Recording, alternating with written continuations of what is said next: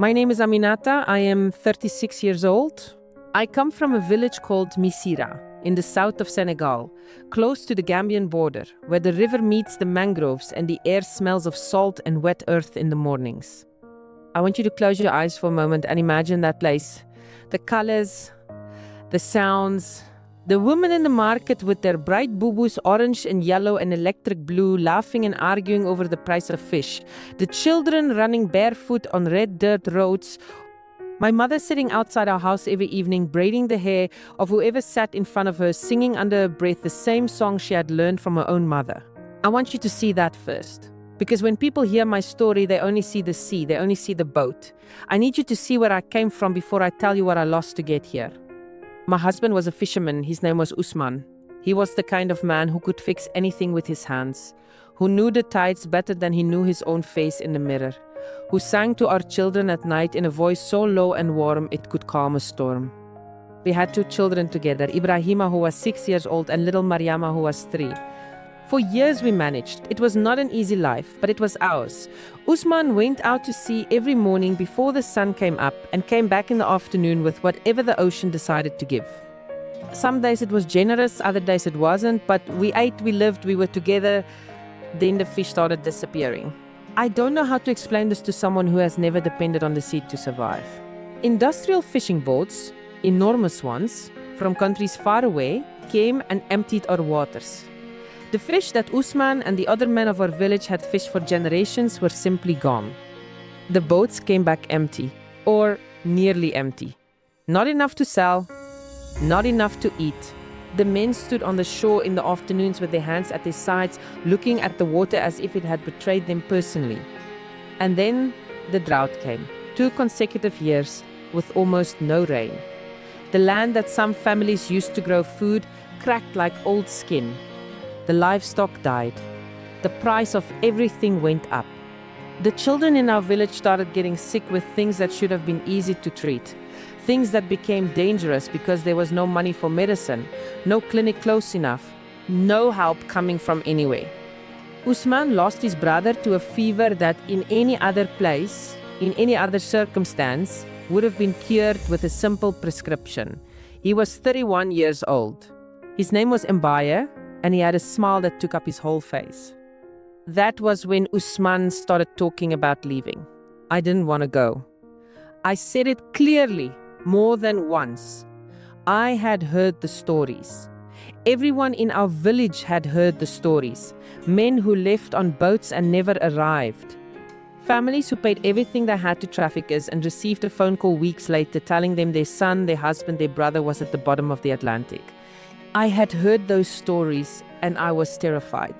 But Usman said, Aminata, if we stay, we die slowly. At least out there we have a chance. I didn't sleep for 3 nights after that conversation. I lay in the dark, listening to our children breathe, and I tried to find another answer. Some path I hadn't seen. Some door still open. There wasn't one. We sold everything we had. The small television, the motorbike Usman used to transport his catch, my gold jewelry from our wedding, my mother's gold bracelet that she had given me when Ibrahima was born and that I had sworn I would never take off. I took it off. We needed every coin. We gathered with other families from our village and nearby villages. In total, we were going to travel together at first by road until we reached the coast of Morocco. From there, the sea crossing to the Canary Islands. That was the plan. My mother came to say goodbye at 4 a.m. in the dark, so the neighbors wouldn't see her cry. She held Ibrahima and Mariama for a long time. She didn't say much. She pressed her forehead against mine and whispered a prayer in Wolof that I have repeated every single day since then, every single day. I looked back once as we walked away. She was standing in the doorway of our house, very still, one hand raised. I turned back around and I kept walking. The journey across land was long and brutal, and I will not describe all of it because some things I have locked in a place inside me that I do not open. I will say that we walked when we couldn't pay for transport. I will say that there were nights in the desert in Morocco when the cold was a physical thing, something with teeth. I will say that there were moments when Ibrahima asked me where we were going, and I told him we were going to a better place, and I prayed that I wasn't lying to him. We reached the coast in late November. That was our first mistake. November is not a kind month on the Atlantic. But the trafficker said it was now or wait until spring, and waiting meant more money we didn't have, more time in a country where we had no legal right to be, more danger of a different kind. The boat was not a boat. I want to be precise about this, because when you imagine a boat, you imagine something solid, something built to hold people, something with walls and an engine that works. What we climbed into that night was an inflatable dinghy, not much different from the kind children play with in swimming pools. In that we put 63 people. 63 people. Usman held Mariama against his chest. I held Ibrahima with both arms. We barely had room to breathe. The sea was dark and the waves were bigger than anything I had expected, and within the first hour the water was coming in over the sides and people were screaming and praying and the children were crying, and I just kept my mouth close to Ibrahima's ear saying, we're going to be fine, we're going to be fine, we're going to be fine. Like if I said it enough times it would become true. The storm hit us in the middle of the night. I cannot tell you exactly what happened, because in those moments time stops making sense. I remember the wave, I remember the sound it made. I remember being in the water, cold like nothing I'd ever felt, cold that goes inside your bones and turns off your thoughts. I remember finding Ibrahima, my hands finding him in the dark water and pulling him to me. I remember screaming Usman's name. I screamed his name until I had no voice left.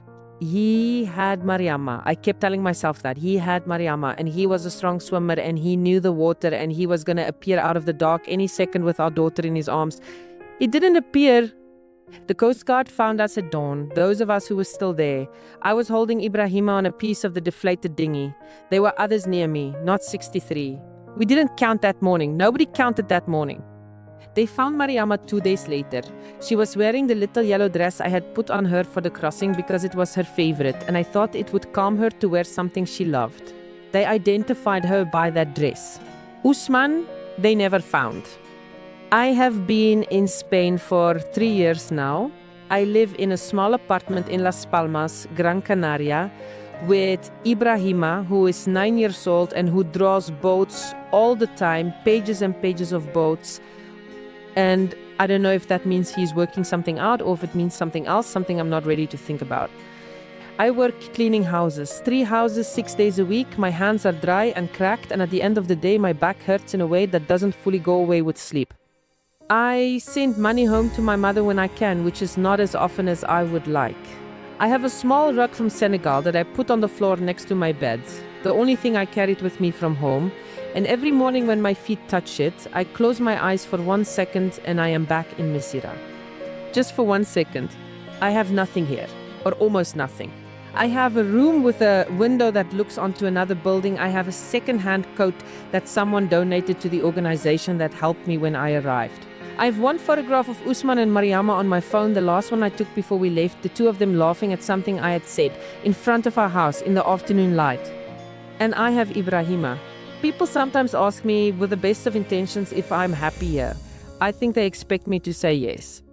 I think they want me to say that everything was worth it and that now my life is wonderful and that the story has a happy ending. I understand why they want that. Happy endings are easier to carry. The truth is more complicated. There is not a day that goes by that I don't hear Mariama's laugh in some corner of my mind.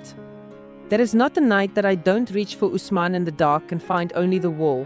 There is a grief inside me that I have learned to live alongside, the way you learn to live alongside a chronic pain.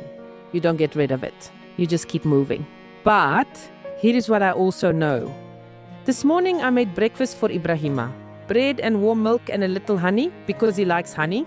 I watched him eat with both elbows on the table the way I always tell him not to, and he looked up at me with his father's eyes and said, "Mama, today at school we're doing a project about the ocean." And I said, "Then you'll be the expert." And he laughed. He laughed? That laugh. That ordinary Tuesday morning bread and honey, elbows on the table laugh. Do you understand what that laugh cost? Do you understand what it is worth? I have learned something on this side of the water that I want to say clearly for anyone who needs to hear it. The things that matter are not the things we spend most of our time worrying about. Not the apartment size, not the car, not the job title, not the clothes, not the phone, none of that. What matters is the breathing body next to you. What matters is the voice that calls you mama. What matters is making it to morning. I made it to morning. Ibrahima made it to morning. On the days when the grief sits heavy and the loneliness is loud and I miss Usman and Mariama with a pain that has no bottom, I come back to that. I made it to mourning. And that, in a life like mine, is not a small thing. It is everything. My name is Aminata. I crossed the sea, and the sea took much of me. But I am here, and every morning I am grateful.